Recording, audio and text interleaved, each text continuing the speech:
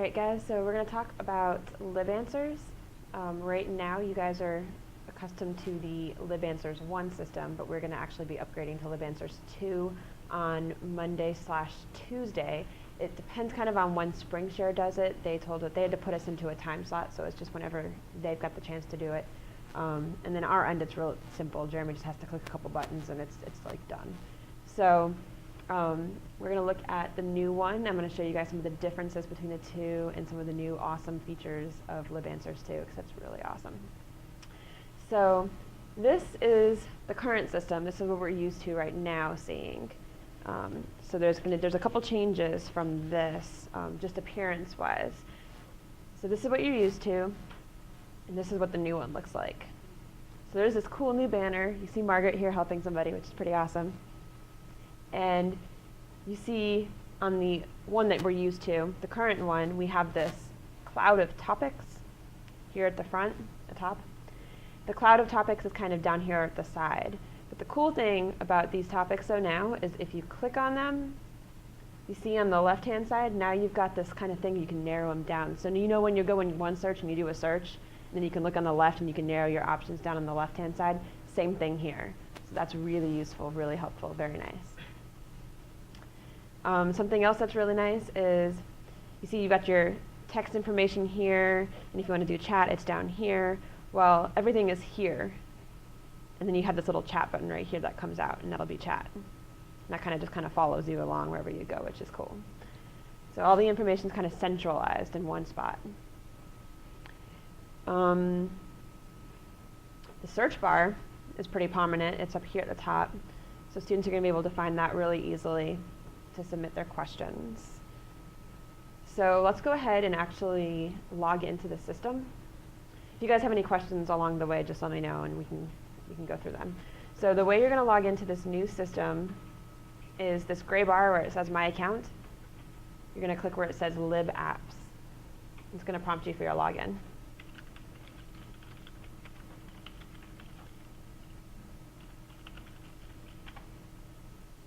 So go ahead and log in there. And you should see the screen.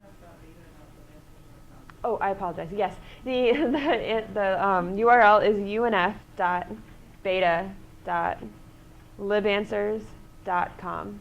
All right, cool. All right, so this should look relatively similar to what you're used to. There's a few changes, a few differences.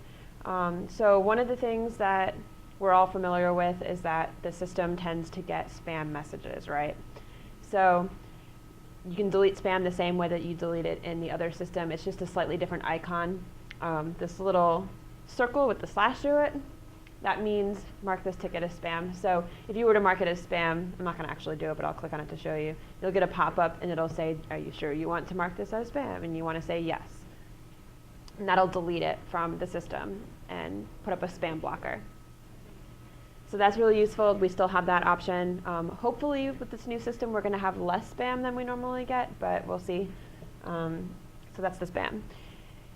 Something else that we can do that's really nice that we couldn't do in the other system is this little eyeball here.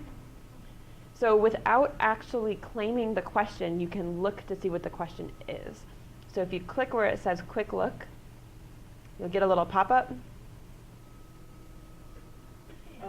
You'll get a little pop-up. A really long time. And it'll tell you what's inside the question. Because what you see right now is just the question title, but if there's more information about the question, then if you click the little eyeball, you're going to be able to read it real quick before you claim the question. So maybe you're sitting at the research desk with another person, and the two of you are sitting there, and you're just trying to decide who's going to take the question. Maybe you look at it really quick just because maybe somebody knows more about the answer than the other person does. So that's a good example of when you would click the little eyeball to look at it. But you do want to make sure you claim the question though, because we want to try to do that 10-minute turnaround. We want to make sure that our patrons are getting some kind of response from us within 10 minutes. There's some more information about what we're looking for. We've kind of written policies, guidelines kind of thing. And if you look on the campus guides, there's a LibAnswers campus guide, and it lists all the information there. It's also on, there's a staff information page too. It's also on that page as well on campus guides. So there's two places you can look for it there. I'm going to go over, there's a little template that's part of it too, and we're going to talk about that as well.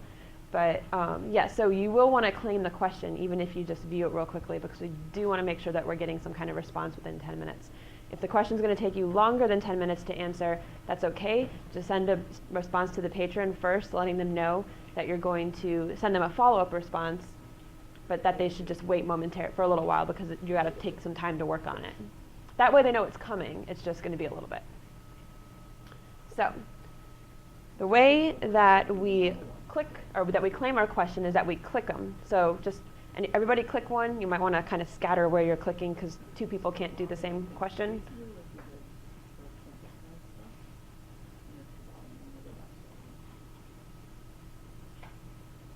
Cool, I got one that nobody else clicked. It'll tell you at the top, owned by, and in your name. So we are going to actually compose a response. So these are all test questions, so we're just playing in the system right now. This is not going to go to the whole library or anything. This is just for us to see and play with and have fun with right now. So let's talk about the template a little. So we want to make sure that we're really warm and welcoming to our patrons. We want to make sure that they feel like we are an actual human being and not a robot.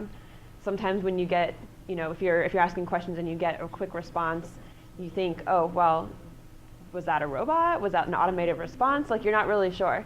So if we add a greeting, then it's more personalized and makes them feel, it's more of a welcoming thing to them. So we want to have some kind of greeting. It can be anything, like hi with the person's name. It could just be something simple like thanks for your question, or I'm happy to help you, something like that. So I'm going to say,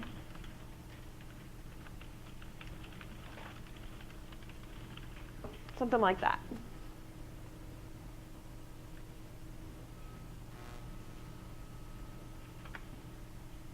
So the next point on our template after our greeting is we want to try to answer with a yes or no if possible. Some questions are not really yes/no questions, so you might have to explain your answer. But if this question, for example, do you have group study rooms that I can reserve? Why, yes, we do have group study rooms that you can reserve. So we want to begin with a yes, comma. So yeah, so that's the second point. Answer yes or no if applicable. The next, yes, question? To them. Would you really say hi, Anon? Well, it's asked by Anon, so that's the person's like name, you right? Say that or hi, student? No, or just say a hi. Hi. Second question, I see some of them, I think Bill and I talked about last night. Hi, Joe, you asked, and here, is somebody putting that in or is the system putting that in? System. So are we going to say hi twice? The system's going to say hi and then we're going to say hi? Well, if the system's automated, that's usually stuff, I know that if I get some kind of automated message, but I can tell that there's some kind of real meat to it, I kind of skip the stuff that I can tell right away is automated, and I look down to see what the real answer is. So. But you don't see, hi, Joe, you asked this question until after you are done creating it. Yeah, but that doesn't matter. What she's saying is that even if that does go through and there's two greetings, the patron will be able to see which response is ours. Because it was automatically filled in, and then this is a real person answering you here. Okay. Yes. But good question. Okay, so the next point is that most of our answers are going to contain some kind of link. So we want to make sure that when we're adding links to our answers, that it's something that they can click on and actually get to the first time they click it. So I know you guys are all familiar with searching in OneSearch, and sometimes you go and you have this like super long link, it's like 4 lines long, and so you copy and paste that into there, and the patron gets it, they say, oh wow, there's a really long link, okay, let's click it, but it doesn't take them anywhere. And the reason why is because the link is broken, because it's gone on to multiple lines and maybe it's become hyperlinked, so they can't click it anymore. Maybe sometimes it's timed out because it's on a temporary login. Maybe they're off campus and we were on campus and we were giving them a separate link for what would be on campus and it has to go through the proxy. It could be a number of reasons. So we want to make sure that we're giving them good links. So a really good way to make sure that these links are short and clickable and they're not going to break is that we hyperlink our answers. So Everybody knows where to find the page with the group study room information, right? Yes? Well, let's open up a new tab and actually go there because we're going to use the link from that.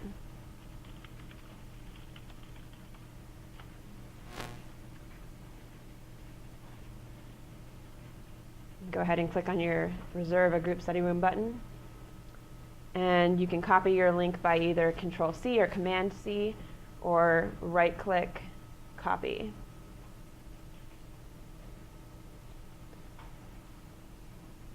So we're going to give them our answer, and I'm going to show you how we're going to hyperlink this in here.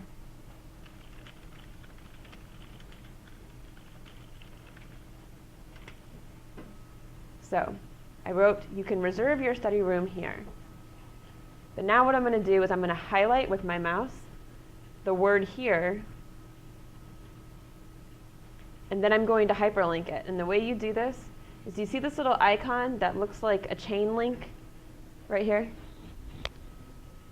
You want to click that. It's going to pull up a little pop-up window. The cursor is already going to be in this window where it says URL. It's just going to be defaulted right there. So what you do now is you either do Control-V, Command-V, or right-click, and then paste. So now you see your link there, and this is the group study room link. You just click the green button, OK. That was weird. Hold on.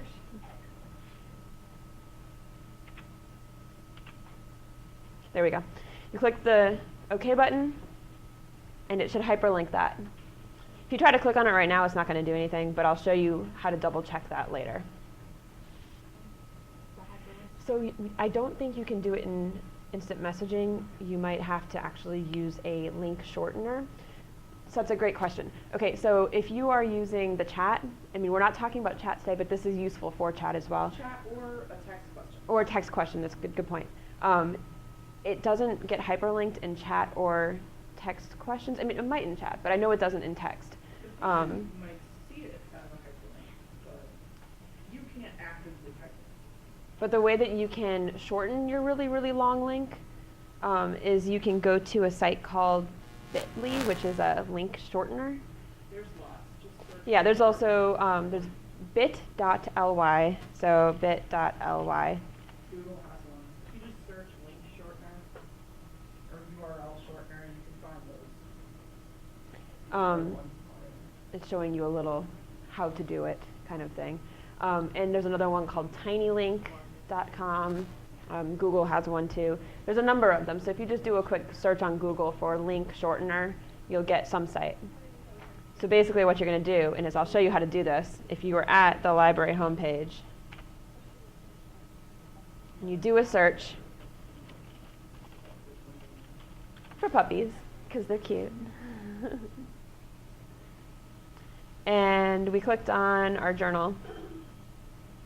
Now we're not going to actually, if we were going to actually link somebody to this, we would use a permalink, and I'll go over that in a moment. But just for the sake of having a really, really ridiculously long link, I'm going to copy this link up here. Where did my thing go? I am bombarded by ads. Learn more.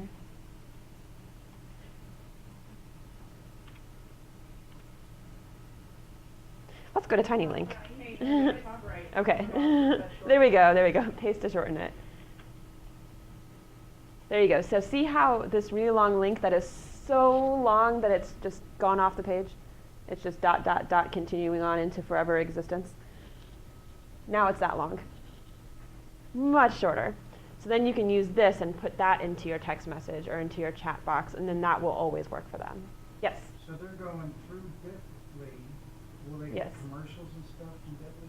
No, because it'll link them. No, they will not get commercials. It'll link them directly to the source. It won't go through the site at all. Well, I noticed it's there, the HTTP bit.ly. Yes, so it's hosted by bit.ly, but it's not going to direct them to the website. It'll take them directly to whatever source it is that you're linking them to.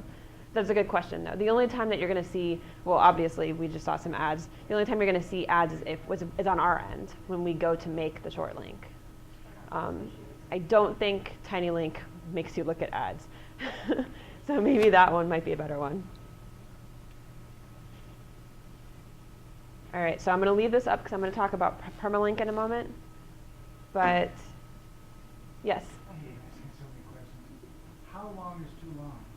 How long is too long for anything that, I would say anything that goes to the next line. So if it goes off of there, that's too long? Yeah, if it goes off of here, it's too long. Yeah, you probably don't want anything that's any longer than like here. Okay. Yes, question? I was going to say with the texting, we'll use a character. Yeah, in texting you definitely do want to use a link shortener because you don't want to use up all those characters because they are precious. All right. So we're going to come back to this and I'll show you the permalink thing. But let's go ahead and finish the rest of our answer. So now we've got our hyperlink in here. But now we need to make sure that we're fully explaining our link. We did tell them what the page is that they're being linked to. So they know they're going to go to a group study room page. But we want to make sure that they know how to get back here in the future. So if they don't remember how to get back to this answer in their email again, or they deleted it or something, they don't have it anymore, we want to make sure that they at least remember the steps to get there. So it's pretty simple. We just want them to go to the home page and then go to the bottom and click on that blue link. So let's tell them that.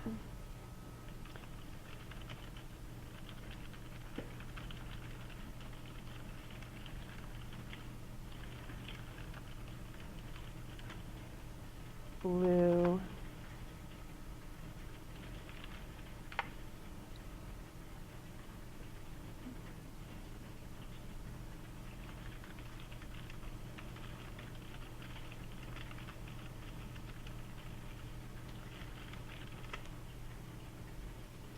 So now we have another opportunity to put in another hyperlink. We want to make sure they know how to get back to that library homepage. So I'm going to highlight library homepage because I want that to be hyperlinked to our library homepage. So make sure it's selected. Hit your link button again. Paste in your link and update with OK. So now you see that's turned blue too because now that's a new hyperlink. Any questions? It's just the same thing we did just a second ago. So now, let me show you guys how to permalink something. So now that we've talked about hyperlinking in general and making sure the answer is completely answered, let's just talk a little bit about permalinking. So sometimes you're going to have people who are going to ask you for resources that are in one search. We don't know if they're on campus, off campus.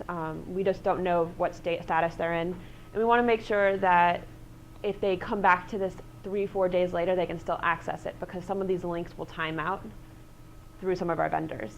So back on that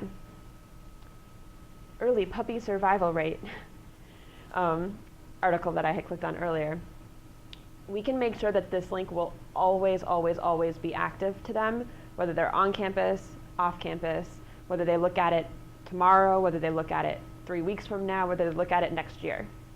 And the way that we do that is down here on the right-hand side. And it's going to look like this for every record in one search. There's a permalink button. So if you click on the permalink button, you're going to see that this popped up right here. It says permalink, and it gives you the link. It's also a very long link. So we're going to want to hyperlink that too. But at least we know that they're always going to be able to come back to it. So we can copy that in. And if we wanted to, as an example,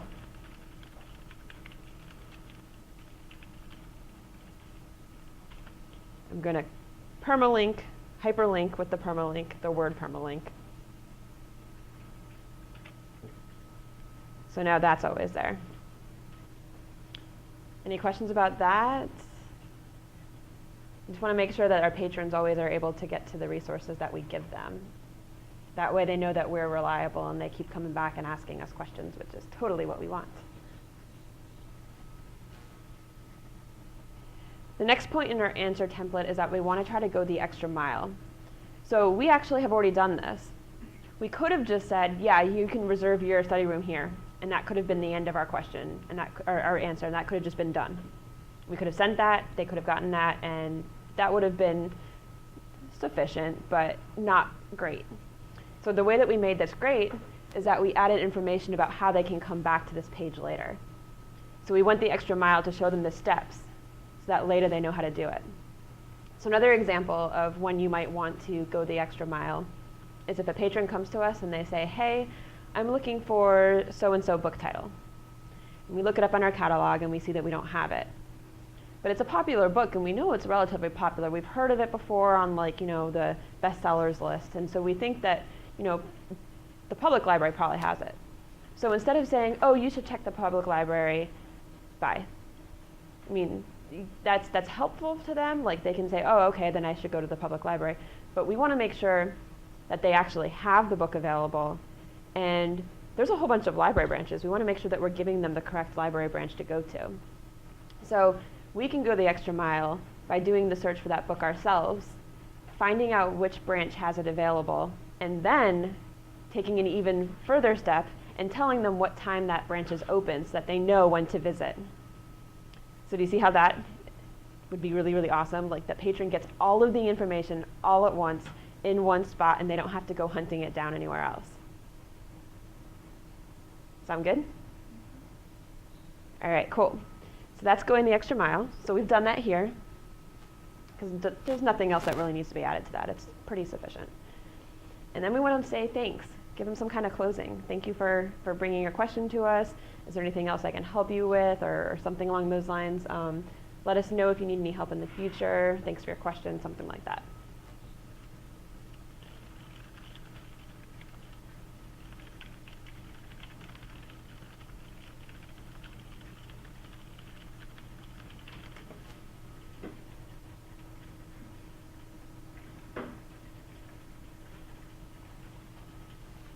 So that's our answer.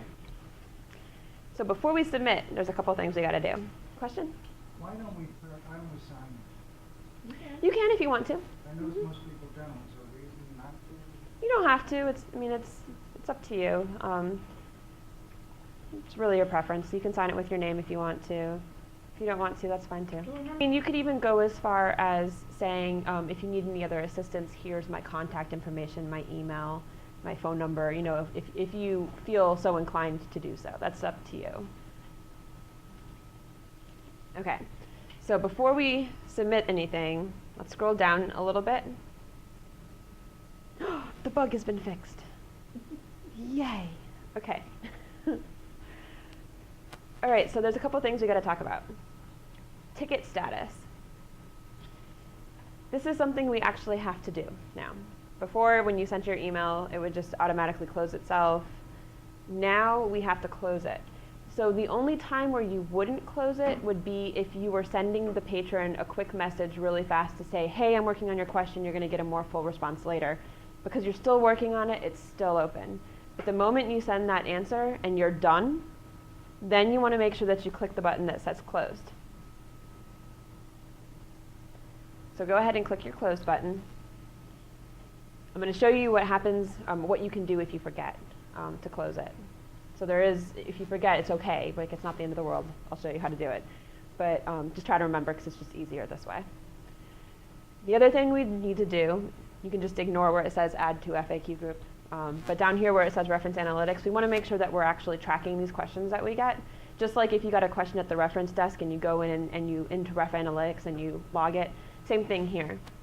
So where it says where you received the question, go ahead and select. Let's pretend we're at the reference desk right now. Question type, this one was general. Method used to answer, LibAnswers. So before you click send reply, I'm going to show you something really cool. Here's how you can double check to make sure that your links are hyperlinked correctly. Here's what you can do if you just want to read over it really quick to make sure that there's no typos, and so that you can also see what the patron's going to see, is where it says preview email right there. If you click that, you're going to get a pop-up, and it's going to show you what they're going to see right here. So you can hover your mouse over your links, and you're going to see down here it's going to show up with the link that you put in there. So you can double check to make sure that the links are correct. So that one's right. This one's the library homepage, that's correct. And here's my permalink, which is that really long one. But it's permanent, so it's not going to go anywhere. but it's all in there just like I want. So I can close that, and then I can hit send reply. And the patron's going to get a reply. Hooray! And now that answer is closed. So now, you guys are done with your question. There's a couple things I want to show you guys that's going to be helpful for you too. Things that are new, things that have changed. Also, if you're on the desk and you get slammed and you just need someone to help you out, and you call them and you say, hey, I want to transfer a question to you. I'm really slammed right now. Do you mind taking it? That person says, yeah, sure. So here's how you would transfer. So you see, this is our box where we created our reply. But over here on the right, it says assign or transfer. So that's the tab that you're going to want to click when you want to transfer. You can go ahead and click on another question if you want to look at it. So you're going to click, it's on user, so you want to select the user. Your own name is not going to be on this list because you can't transfer a question to yourself because you already have it. So I could select Stephanie down here, and I can transfer it to Stephanie. So here you see there's a spot for an internal note. So if I kind of know the answer to the question, but I'm like really busy helping somebody, I might say like, look at the group study room page. And then Stephanie will get that. So she'll like have something to start with. But if it's no big deal, you don't have to put an internal note on there. It's not that serious. Whoever answers the question or takes the question is going to be able to find the answer themselves.